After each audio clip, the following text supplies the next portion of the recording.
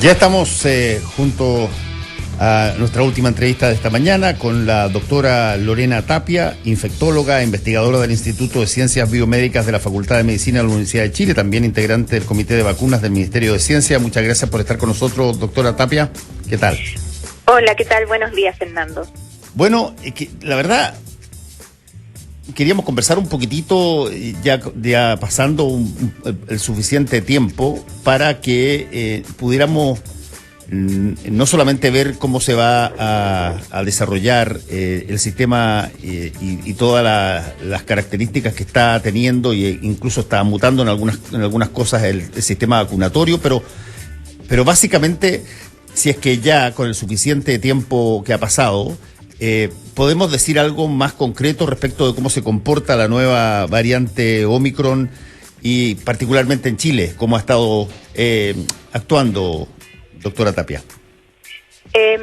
Bueno, nosotros, tal como tú mencionas, Chile es uno de los países que tiene un porcentaje de vacunación muy importante. Todavía existen pacientes rezagados, están en pleno proceso de vacunación de refuerzo, que se ha visto que sí es necesaria para mantener un número de casos controlado y eventualmente una mejor protección ante las nuevas variantes, pero efectivamente empiezan a aparecer estas variantes. Nosotros ya tenemos la experiencia de haber recibido Delta, que en un inicio también fue una variante del COVID que venía con una mayor transmisibilidad, es decir, era más fácil de transmitirse entre personas. Es una cepa que llegó, que nos infectó, que finalmente desplazó a las variantes que antes que Delta estaban en nuestro país y que afortunadamente, a pesar de haber aumentado los casos, no fueron casos no manejables y fueron los casos de hospitalización y gravedad estuvieron más bien relacionados con los no vacunados. Y ahí también se dio la importancia del refuerzo y es por eso que está en plena campaña el refuerzo actualmente. De Omicron, lo que se sabe más bien de países que ya llevan más semanas que nosotros teniendo un número de casos importantes de Omicron, se ha visto que efectivamente la transmisión es aún mayor que Delta, o sea, es muy transmisible, pero al parecer no sería de mayor gravedad y de hecho en algunos países se está postulando que tiene incluso podría tener una menor gravedad, no tiene tanta gravedad. Pero como buena variante de COVID también va a atacar o a infectar a los no vacunados y es ahí donde están los grandes problemas en este minuto en los países donde los no vacunados son un porcentaje mayor. Y de nuevo, es un llamado a la vacunación en todos los países y también un llamado al refuerzo y a la vacunación completa en nuestro país. Las personas que han sido detectadas en Chile con esta Omicron, ¿tienen algunas características especiales como la tuvieron la primera vez que vino gente contagiada con COVID-19? ¿Son personas que han llegado del extranjero o han tenido contacto con alguien que viene del extranjero o es un contagio interno ya? Los primeros casos fueron de casos relacionados con el extranjero, se siguen detectando los casos desde el extranjero. Hay que recordar también que la mayor vigilancia que nosotros tenemos de las variantes viene justamente de los que vienen llegando, es decir, los pacientes positivos que vienen de viaje. A esos pacientes con una mayor probabilidad le van a hacer secuenciación y evaluación de las variantes, no a todo el resto, porque tampoco la capacidad es infinita, ¿cierto?, de hacer ese análisis, que es un análisis además complejo. Por lo tanto, sí, han sido viajeros, pero también ya existen en el número que tenemos de pacientes, ya existen casos comunitarios donde no ha sido posible detectar el contacto con el viajero. Así que tenemos ya de las dos la transmisión comunitaria. Esa transmisión comunitaria se da por las mismas razones que como se dan las otras, que eran básicamente juntas de personas que no tienen cierto cuidado o hay particularmente en esta Omicron algún grado extra de posibilidad de contagio. La verdad es que al ser más transmisible Lo que puede pasar es que se necesita un contacto de menos tiempo, pero siempre el virus se contagia y eso se ha mantenido. El contagio con el virus del coronavirus es por contacto con las gotitas o aerosoles eventualmente desde los infectados y también por algunos elementos contaminados. Por lo tanto, es muy probable que la transmisión comunitaria se produzca por eso, por haber estado en ambientes no muy bien ventilados, con gente que estaba infectada con Omicron. Recordar también que Omicron puede presentarse como un resfrío en algunos pacientes, no necesariamente con toda la sintomatología que podríamos haber visto al inicio, de fiebre, de disminución del olfato, y eso también facilita que la gente consulte menos. Y también por eso mismo el llamado siempre es de estar atentos, de seguir cuidándonos, de no dejar de ventilar. En este tiempo es más fácil ventilar, estar en lugares abiertos, así que cuidarse en ese sentido, seguir usando las mascarillas y en caso de tener dudas, de tener alguna especie de resfrío, posible Omicron u otro resfrío, quedarse en casa, hacerse el examen y cuidarse. Sí, yo iba a plantearte una cosa que había visto en algunas informaciones internacionales que ¿por qué razón fue un titular ayer o antes de ayer que me llamó la atención? ¿Por qué razón hay mucha más preocupación por esta Omicron por la capacidad que tiene de infectar niños? Hablaban de que en Nueva York estaban llenos los hospitales pediátricos. Sí, también leímos esa información. Es información, como tú mencionas, información todavía preliminar. Hay algunas alertas que se han dado, sobre todo en el estado de Nueva York, donde aumentaron las hospitalizaciones por niños en 4 veces. Sí. En relación a lo que habían tenido en pediatría. A ver, los virus en general tienen la capacidad de ir cambiando, ¿cierto? Se producen variantes, alteraciones que pueden ir cambiando también la capacidad de infectar a unos versus otros. Y en este minuto, los que, sobre todo en países donde la vacunación en niños no ha sido lo exitosa que ojalá fuera en todos los lugares, ¿cierto? Donde encuentras susceptibles, el virus se adapta de cierta manera, se puede adaptar de cierta manera a ellos. Y efectivamente, nosotros también hace algunos meses tampoco teníamos a nuestros niños protegidos. Actualmente tenemos un programa de vacunación para ellos y esperamos que en muy poco tiempo ya los tengamos muy protegidos como masa poblacional. Pero al parecer no es el caso en Nueva York y de hecho los casos hospitalizados en Nueva York son precisamente niños no vacunados. Y eso puede pasar, es posible que el virus de cierta manera cambie y empiece a afectar a distintas personas. Acuérdate que al principio lo que decíamos de COVID era que afectaba principalmente, se hospitalizaban principalmente los mayores de edad y con factores de riesgo. Cuando empezamos a vacunar a esos pacientes empezamos a tener hospitalizaciones en gente más joven y así, esto es dinámico, van mutando, van cambiando los virus y pueden producirse ese tipo de manifestaciones así como poblacionales. Esperamos y hay que esperar un poco más para saber qué es lo que pasa en otros estados, en Estados Unidos, en el resto del mundo, si efectivamente es así. Estamos conversando con la doctora Lorena Tapia, infectóloga, investigadora del Instituto de Ciencias Biomédicas de la Facultad de Medicina de la Universidad de Chile, integrante del Comité de Vacunas del Ministerio de Ciencia. Mira, cada cierto tiempo, Lorena, salen noticias que son trágicas, pero que al mismo tiempo uno podría suponer que estimula a que haya más gente que no se ha vacunado a que se vacune. Me estoy refiriendo, por ejemplo, ese tipo de noticias como la que salió la semana pasada, de que uno de los deportistas de taekwondo más importantes de Europa, en Bélgica, antivacuna furibundo, una persona que había dicho que todo esto era un fraude y que no había que hacer nada y que nadie le tomaba su libertad, muere por el COVID. Cuando pasan ese tipo de cosas, no estoy hablando solamente de resultados de este tipo que son, como digo, trágicos, pero ¿cómo se da vuelta a una población que todavía, a pesar de todo lo que hemos conversado, de todo lo que ha salido en los medios, de todo lo que conocemos, de todas las muertes que ya han habido, hay todavía un grupo pero tremendamente grande, no solamente en Chile, sino que sobre todo en otras partes del mundo, que no cree o no quiere vacunarse. Sí, es una muy buena pregunta que tenemos todos. Afortunadamente nosotros en Chile tenemos un porcentaje menor que en otros países, eso hay que decirlo, y eso es gracias a un programa de vacunación que ha funcionado por años muy bien y hemos tenido éxito en vacunaciones desde hace mucho tiempo. La gente en Chile confía afortunadamente en las vacunas porque las vacunas han hecho un muy buen trabajo a lo largo de la historia en Chile y en otros países.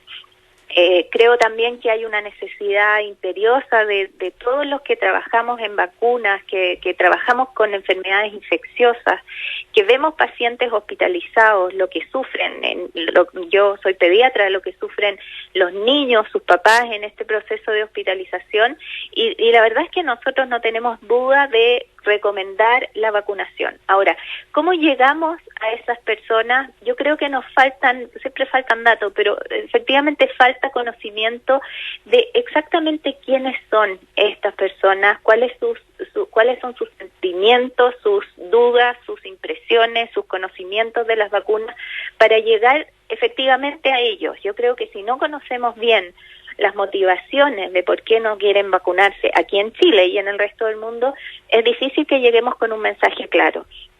Es bien claro para nosotros que estas noticias trágicas, y no solamente esperamos noticias trágicas, lo que trabajamos en el área de la salud, lo vemos todos los días. Los pacientes que están hospitalizados, los niños que sean hospitalizados son niños que no alcanzaron a vacunarse, los que hemos tenido hospitalizados y vamos a seguir teniendo. Los pacientes adultos, por una u otra razón que no se han vacunado, tienen una peor evolución. Ese mensaje hay que tratar de seguir llevándolo, pero yo creo que además hay un tema de dudas en los papás, de dudas de personas que quieren saber por qué, cuál es el mecanismo, cómo funcionan las vacunas, cuáles son los datos que hay detrás de ellas. Entonces, creo que hay que ir avanzando en educar en todos esos ámbitos, no solo en noticias trágicas, sino en entregarle seguridad a los pacientes para que vayan a vacunarse. Doctora, sí, déjame hacerte una pregunta que tiene que ver con algo que por lo menos a mí me llama la atención y no sé exactamente cómo funciona. De pronto tenemos COVID y aparece la variante Delta, por ejemplo. Y durante un número de semanas, básicamente todo es hablar de Delta, de cómo Delta genera esas nuevas condiciones de contagio y bueno, y hay que vacunarse de nuevo, un refuerzo, en fin. Después de un tiempo se anuncia la Omicron y todo lo que se habla es Omicron. Delta deja de ser noticia. Hace mucho tiempo que no veo algo que tenga que ver con la Delta. ¿Eso significa que la Omicron reemplaza a la Delta? La elimina, toma el control, o están las dos o las tres cosas, las tres variantes, incluyendo el COVID original, simultáneamente actuando? Buena pregunta. Mira, la verdad es que cuando tú tienes un virus que tiene mucha mayor transmisión que el otro, finalmente lo que hace es desplazar al original. O sea, actualmente no vemos prácticamente la cepa original y lo que estamos viendo es principalmente Delta y Omicron en circulación. Y si es que Omicron efectivamente es mucho más transmisible, Omicron va a desplazar. Si uno mira las categorías de las variantes, no sé si recuerdas cuando eran de preocupación, son de interés, ¿cierto? Actualmente prácticamente las variantes anteriores, la gamma, alfa, sí, delta, son actualmente variantes bajo monitoreo, es decir, están circulando en tan baja proporción que están bajo monitoreo, pero no son las de interés o de preocupación ahora, porque efectivamente han sido reemplazadas por las otras, y eso pasa. Delta actualmente está en un número importante en algunos países a los cuales no había llegado, sí, sigue circulando en el mundo. Omicron está tomando mucha importancia en Europa, en América también, y probablemente desplace a Delta. Y así, pudiera llegar otra que la reemplace y así sucesivamente. La otra cosa que es interesante es cuáles son los síntomas. Si tú tuvieras que advertir a las personas, porque nosotros nos ponemos tremendamente, qué sé yo, hipocondríacos de repente, o alertamos exageradamente sobre determinadas cosas. ¿Hay alguna sintomatología común que haya de alguna manera sido caratulada como, por ejemplo, susceptible de que tengas COVID en cualquiera de las variantes y particularmente en la última, ¿no, Omicron? Lamentablemente no. Lamentablemente, tanto Delta como Omicron pueden dar infecciones desde resfríos comunes o ser más bien asintomáticas hasta infecciones más características, con la pérdida del olfato, el dolor de cabeza, la fiebre alta, que era lo que nosotros estamos como acostumbrados. Actualmente, y sobre todo también en pacientes vacunados, la Omicron y lo mismo Delta podía manifestarse como un resfrío común. Por lo tanto, el llamado actualmente es consultar en caso de que los síntomas sean más parecidos a un resfrío común, cuando has estado, por ejemplo, en reuniones sociales sin protección y sospechas que puede estar resfriado, pudiera ser una Omicron. Así que en este minuto creo que hay que aumentar un poco el índice de sospecha probablemente, pero también es algo que podemos ir viendo en el tiempo.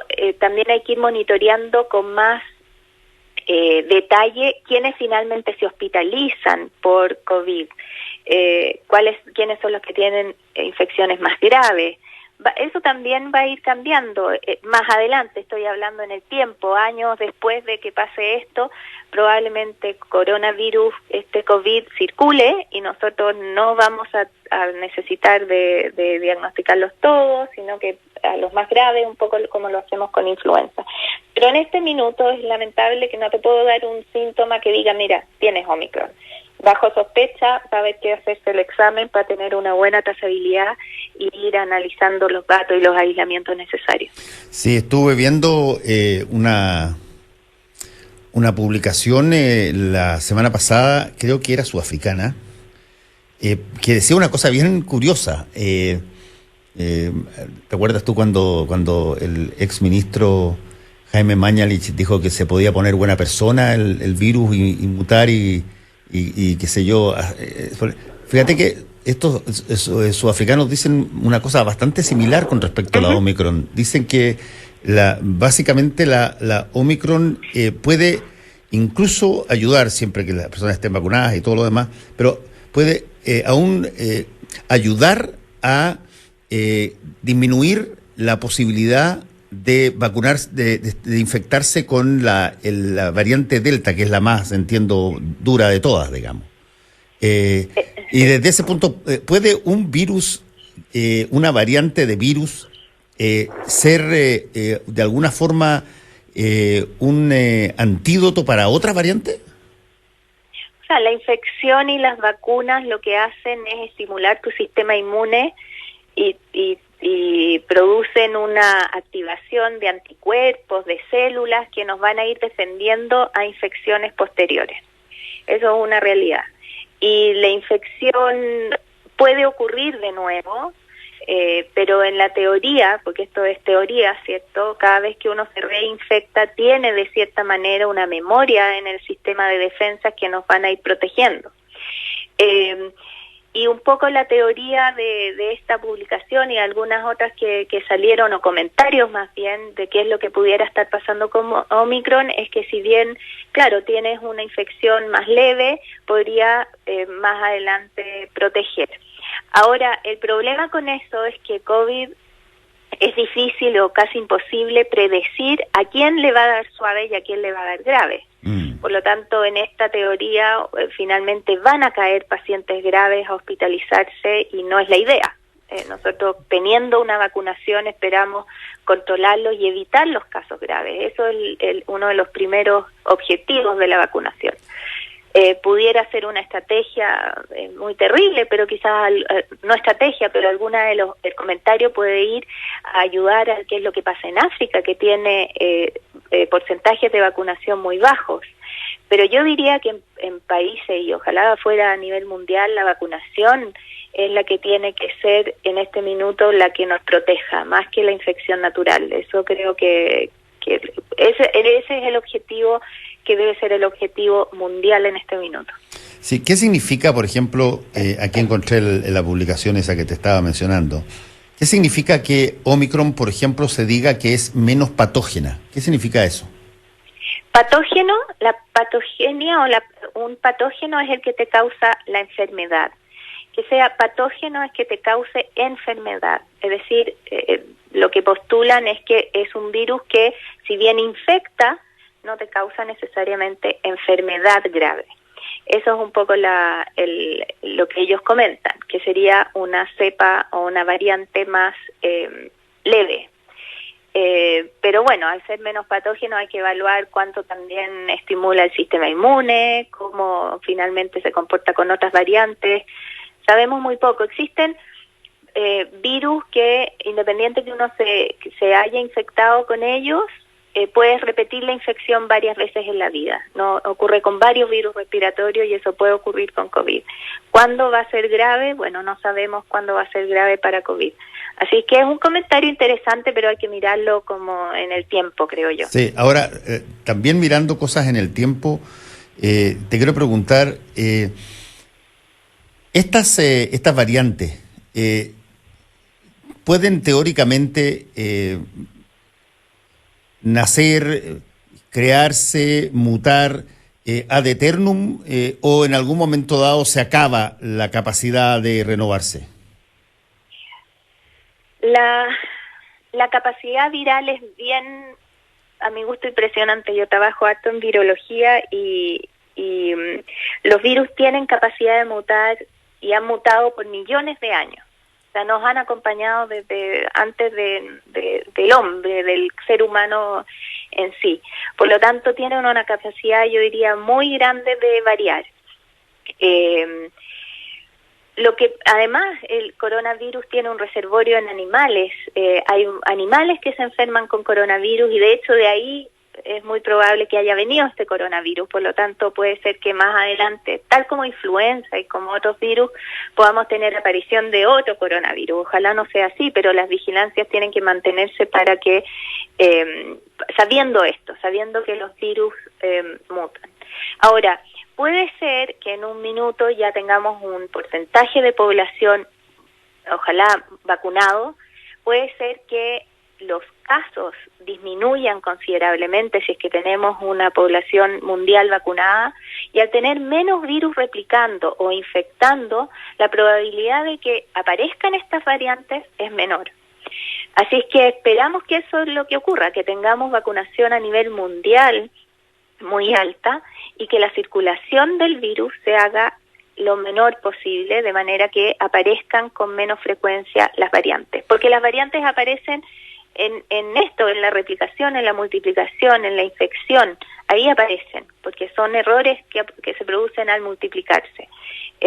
Así que creo yo que hacia eso hay que apuntar, a disminuir la circulación al máximo para evitar la aparición de nuevas variantes. De todas maneras, vamos a tener que seguir vigilándolo. Déjame hacerte la pregunta que haría, pero un absoluto lego de esto como yo, pero que como ha pasado en otras épocas. ¿Cuál es tu estimación, Lorena? ¿Esto va a transformarse en el equivalente a la influenza? Es decir, ¿vamos a estar teniendo que vacunarnos todos los años durante, qué sé yo, durante toda la vida? ¿O esto es una cosa que, como, no sé, la viruela o como la peste negra, de repente desaparece? Como viruela, no. Los virus que se han erradicado, como viruela, como estamos en vías de evitar el polio, son virus generalmente humanos. Los virus que tienen reservorio animal y que tienen la capacidad de variar son virus que se mantienen en el tiempo, un poco como pasa con influenza. Así que yo creo que vamos a tener que acostumbrarnos a vivir con coronavirus en el tiempo, tal como lo hacemos con otros virus respiratorios, manteniendo tasas de vacunación altas y esperando que la circulación disminuya. No creo que seamos capaces de erradicarlo como lo hemos hecho con otros virus. Sí, que empiece a circular normalmente como influenza del año 2009, el H1N1 actualmente circula entre nosotros todos los años, nos vacunamos todos los años contra influenza, sobre todo los pacientes de mayor riesgo, y convivimos con eso. Y estamos normalmente vigilando los virus influenza en caso de que aparezca otro virus pandémico. Así es que creo yo que vamos a terminar en esa línea con coronavirus. O sea, tenemos que hacer, no sé, pues Pilatos, como se decía antes. Ahora, interesante es que en este periodo de circulación de coronavirus es muy probable que aparezcan también vacunas que cubran más variantes, que quizás logren una inmunidad más duradera, que logremos esa fórmula también y no necesariamente necesitemos tantos refuerzos. Eso también es algo en lo que se va a avanzar probablemente. Así que nos vamos a tener que acostumbrar a avanzar en esos dos aspectos, en vigilar el virus, cómo circula, y en aprender de vacunas y seguir analizando y tener la capacidad de producir vacunas que quizás nos den una protección que se mantenga más en el tiempo. Bueno, queremos agradecer a la doctora Lorena Tapia, infectóloga, investigadora del Instituto de Ciencias Biomédicas de la Facultad de Medicina de la Universidad de Chile, integrante del Comité de Vacunas del Ministerio de Ciencia. Muchas gracias, doctora Tapia, por haber estado con nosotros en esta mañana. Y ojalá que las apreciaciones vayan más por el lado benigno que por el maligno. Así es, eso esperamos. Muchas gracias, que le vaya muy bien. Gracias, que estén bien. Chao. A todos ustedes, cuídense, nos encontramos mañana. Chao, chao.